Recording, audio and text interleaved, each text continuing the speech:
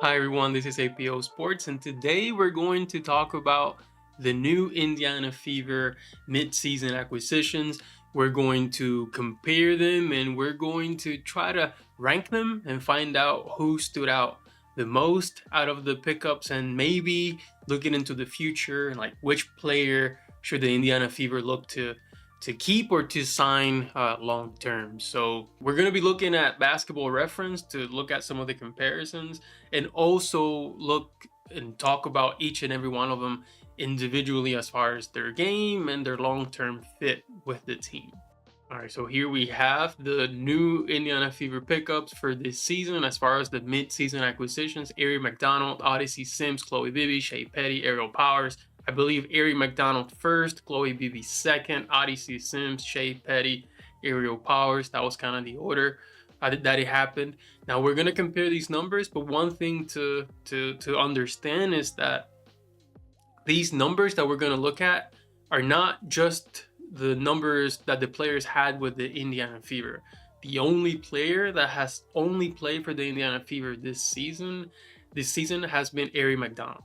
Everyone else has played for other teams. I believe Odyssey Sims played 12 games for the Sparks. Chloe Bibby, I think, played 2 games with Golden State.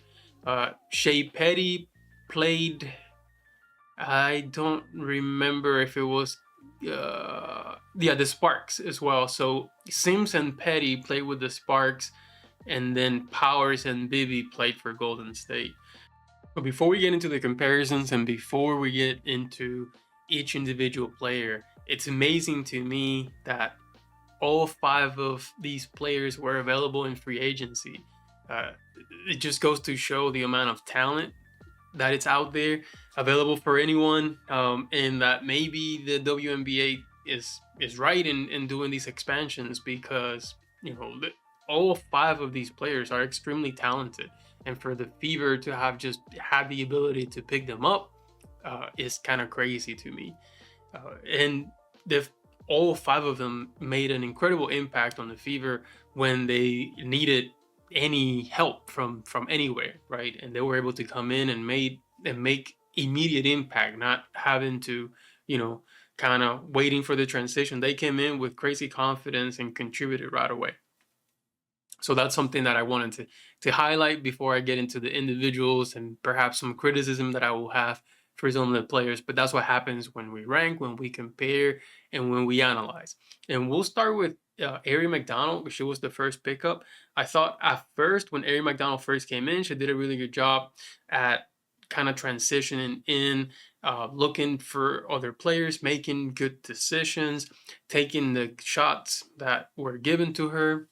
I think later on, and maybe it started when, once Caitlyn went down, kind of, not for good, but when Caitlyn went down and we didn't know when she was coming back, that Aari McDonald just started to make not the best decisions with shot selection and things like that. But regardless, she was a great scorer. She tried to find the open person. She was a solid point guard for the time that she had that role. So I think Aari McDonald, excellent player, great player. I just think her improvement lies, if moving forward, is in decision making.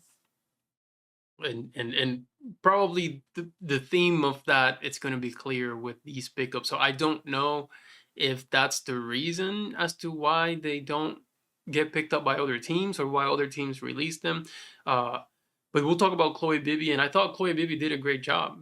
This was her. So she played 2 games, it seems like, with Golden State, but this was her first season in the WNBA, and good, right? I mean, she came in, and the first game she's making threes, so you can tell that she's a 3-point shooter. She does a great job.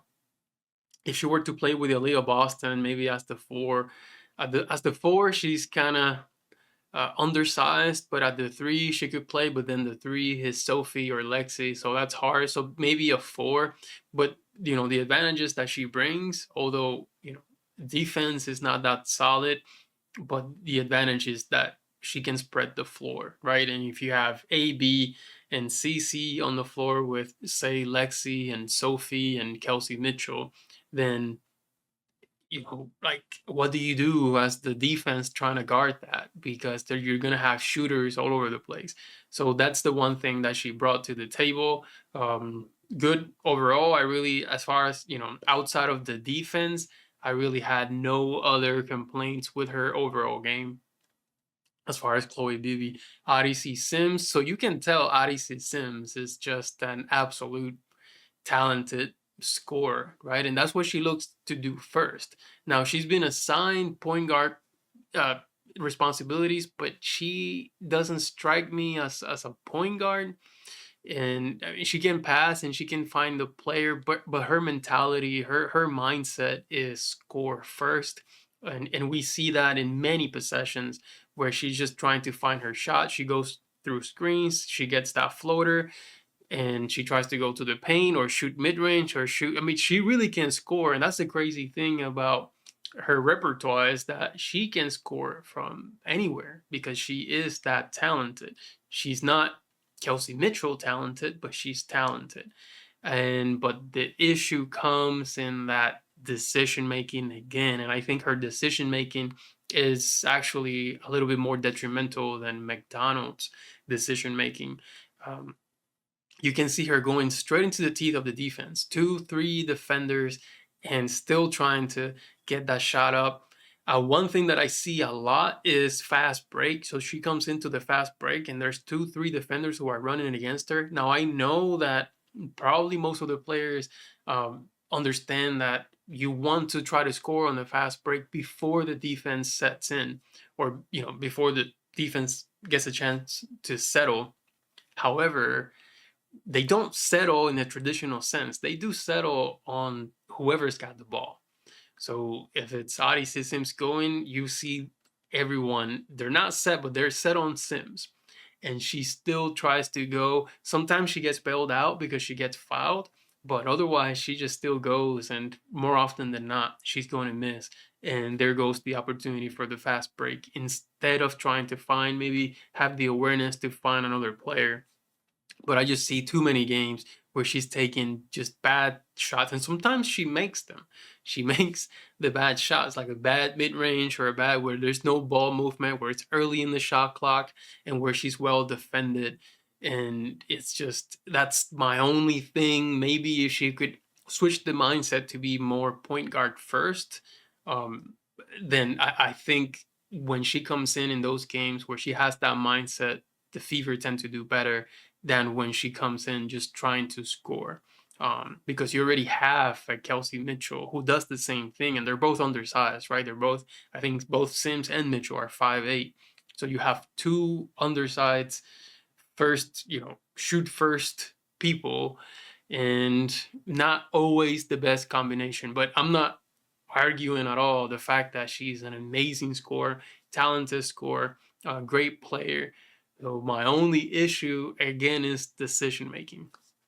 Then we move on to Shey Peddy, and I think for Shey Peddy, I've loved her game. I mean, if you can see, look at these numbers. So I mean, the numbers. This is for the season, but almost 50% field goal percentage, and we're gonna look at the overall numbers, and 46% from three. And you can just see that she's just a lethal shooter, and we've seen it already. Like when she makes those threes, and there's been games where she's been three out of three or 4 out of 4 from three, where she has not missed a single 3-pointer, and she's much better with decision making as well. Like she'll try to look for teammates to make and take the best shots possible. That's why this percentage is so high, right? That's why, because she is very selective about the shots that she takes. The biggest complaint to me with Petty, and it's just she's a little bit older, and defense, right? So defense, when we look at the defensive ratings for each individual player, we're going to see that Petty has the highest, which it's bad. So that's pretty much the only complaint. And then when you have Petty, Simpson, Mitchell on the court at the same time, then that tends to spell bad news on the defensive side of the floor. So that's, and of course, not every player is not without flaw. So here I'm just kind of like, okay, what's the concern? Because they're so good at all of these different areas, but what's the area where they could improve? And so for Peddy, it would be the defense, but otherwise, she takes the shots when they're there. She's lethal from outside. She can also score in the paint. She can score the mid range. She's just a shooter. Um, so really, really good. And again, I'm like, how was this player in free agency and maybe defense? And then aerial powers, because aerial powers is, it's interesting in many different senses, because you can see her game and first she's got swag, she's got confidence, and she's got game. Like you can see, um I call her Kobe Powers, because she's got that type of confidence. She'll go down in the paint and try to take on multiple defenders, which again comes back to the decision making aspect of it. And I think, for Sims and Powers, my complaint is mainly decision making. And decision making as far as like, when is it the best opportunity to take the shot, right? So instead of just getting the ball moving, and she does, like she has, definitely been part of games where the Fever had amazing ball movement. So she can score the three, as you can see. 37% from three is, I mean, is great. But between her and Sims, they also have the lowest efficiency, as you can see, efficient field goal percentage, or effective field goal percentage. It's the decision making with Powers and Sims, but can they score? Can they play? And then Powers, I believe, a little bit better on the defensive end, and she's a little bit taller as well. So she's a little bit taller. She provides a little bit more defense. She can score. Decision making can improve, but otherwise, she's fearless. She'll go down there. She'll fight for the offensive rebound. So she's a lot of, she fills a lot of the void that Sophie left behind. Of course, Sophie is at a whole different level. To me, it's just excellent decision making, along with great shooting from everywhere and a bit more fearless, right? But still, being able to pick up someone like Powers when someone like Sophie goes down for the rest of the year is wonders for the Fever. So while my chief complaints are mostly decision making, and then defense for Peddy, and then defense for Bibby, excellent pickups overall, like really, really excellent pickups. It's just going to be sad, to come to the off season and know that the Fever can't keep all 5 of these players. But let's do a quick comparison for each of these players for the season. I'm not going to do per game, because each of these players have played different minutes, so it's hard to compare just per game. But if we can compare per 36 minutes, I think that's better. So we have, per 36 minutes, we do have the points per game lead with Aerial Powers, followed by Bibby, McDonald, Sims, and Peddy. And then let's look at turnovers. So McDonald was turning it over a little bit too much there at the end. Again, just a little bit of decision making. Although her assists were, so she was leading the pack in assist, because she was, and again, in my opinion, she's more of a point guard than Sims, Powers, and Peddy. I think these 3 players are really not point guards. I mean, we're asking them to do that, but that's not really their thing. Like I said, Sims and Powers are shooting guard essentially, or scoring guards. If we want to, we don't want to say point guard or shooting guard. They're really scoring guards. Naturally, she would also turn the ball over a little bit more. And let's see. So rebounds, total rebounds, and this is crazy, for per 36 minutes, the amount of rebounds that Powers gets. And this is what I was talking about. Even that offensive rebound, right? Like 2.2 per 36 minutes, 2.2 offensive rebounds. It's crazy, but that just talks, it gets into the aggressiveness and the mindset of Aerial Powers, getting down there and just being fearless. We talked about turnovers, steals, about the same. Defensive rebounds, still Powers even above Bibby, right? And true, let's not look at that. Free throw shooting, of course. I think out of these five, the best shooter is Bibby. 3-point shooting, as we talked about before, Peddy has been shooting lights out, 46, almost 46%. I don't know how you do that, but Bibby's not that far behind. At 40% is also impressive, and actually taking more threes. So look at Bibby per 36 minutes takes about 10 threes per 36 minutes at 40%. That's insane. But still, for 5 attempts, 45%, it's still nuts. We're talking about for 36 minutes, and just the overall field goal percentage. So you do have, uh, because outside of the three, BB doesn't seem to be able to score really well outside of 3-point range. If you can see 2 point, the percentage for 2-point shots is only 30% or 31%. So for Bibby, it's kind of low. But yeah, we have Peddy at almost 50%. That speaks to her decision making as well. Aari McDonald, I gotta pronounce it right. I just saw a post that she had about how to pronounce her name, so I'm trying to be better about it. She's 43%. Aerial power is almost 42%, and then Sims and power is about the same. And again, I just attribute that to poor decision making, for the most part.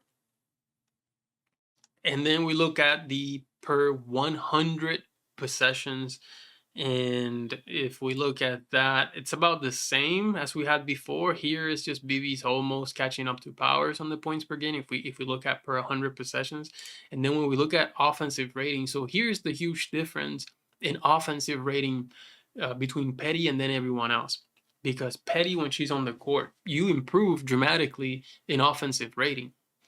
Where it's an issue is in defensive rating, right? So you see, yeah, she's above everyone else in offensive rating when she's on the court per 100 possessions, but also that defense. Now, it hasn't really affected the teams that she's been in. She's actually been, net rating, +9 here, but still there is a drop off in defense. And if we look at, essentially what we said before, so Peddy and Sims when they're on the court at the same time, and then with Kelsey Mitchell also, like your team is allowing every single basket essentially, but you're doing well offensively, at least with Peddy.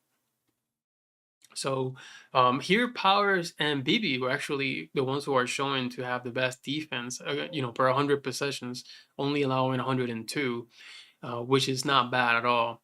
And so, but you can tell that Powers and Bibby at least hold their own. They have size and they can move. But the issue is really Peddy and Sims on the defensive end. But offensive rating, like I said, yeah, Peddy and Bibby up there as well. So we talked about points per game and everything else is pretty much the same. And then, with the percentages and everything like that, everything else is the same.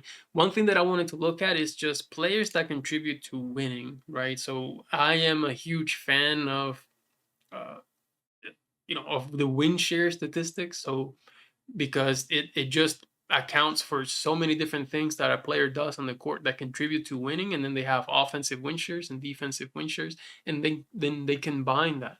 But I do like the win shares per 48 minutes, because otherwise these win shares are depending on how many minutes and how many games you play, but win shares per 48 minutes tells you the impact that a player has contributing to winning within 48 minutes. And here is where Bibby kind of separates herself from everyone else, having a 0.159 win share per 48 minutes is quite a bit higher than everyone else here on the court. And then aerial powers, with her limited time that she's had on the court, 0.141. So as far as contribution to winning, and I believe here is also that defense, right? So for powers, she's only played for the Fever about 8 games, and to have a 0.3 win share in defense, which is even higher, and for Bibby too, it's higher than offensive win shares. It just goes to show her impact on the defensive end. But yeah, so right now, if you're talking about winning, then these are the players that you would go with. So Bibby and Powers. And you know, for me, so if I was to rank them, let's do the ranking now, and I'll do orange. But I think Bibby was probably the best pickup. I'll just go with that. And she was what, the second pickup that the Fever had. So I'll go and I'll say that Bibby was the first pickup. Then I'll say that I'm between McDonald and Powers. I'm gonna go with Aari McDonald second. I really, if she could keep up, and then the assist numbers, right? The assist percentage. This shows you who the point guard. So it's gonna depend. Do you need a shooting guard? Do you need a point guard? If you need a point guard to back up CC, say you want to go away from Sidney Colson. I don't know what's happening with Colson yet, but a good backup point guard would be Aari McDonald, in my opinion. And then I think Powers, and then I think Peddy, although Petty brings so much more, but she's a little bit older, and then the just the liability on defense. But as far as offense, she's great, and then she's also undersized for what she brings. So I don't know, for Petty, if she was, say, if she was the same age as Powers, maybe I would maybe pick Petty third instead of Powers. But I don't know, age is a bit of a factor. And then I would say Odyssey Sims. I mean, and you can see the win shares per 48 minutes as far as contribution to winning. Um, Compared to everyone else, it's just not that much, and it's not because of a lack of talent. I actually think it's more because of decision making on the floor when you have so many other good players that you need to get the ball to and everything like that. And it's just possessions that you tend to just flush away because poor decision making. So that's it for this video. I just wanted to quickly do a comparison and to rank the in-season pickups by the Indiana Fever. Still, just summarizing, I thought all 5 pickups were excellent. They were needed. They've come in and they've contributed in their own way. So, I mean, I'm nitpicking as far as the criticism, and then if I wanted to rank them, then that's what I had to do. But nonetheless, no complaint. I applaud and I congratulate both the Indiana Fever and these players for coming in with the fearlessness, with the winning mindset, and wanting to do well for this team in the absence of Kaylin Clark, Sophie, and everything like that. So just excellent pickups. So that's it for this video. Thank you so much for watching, and I'll see you next time.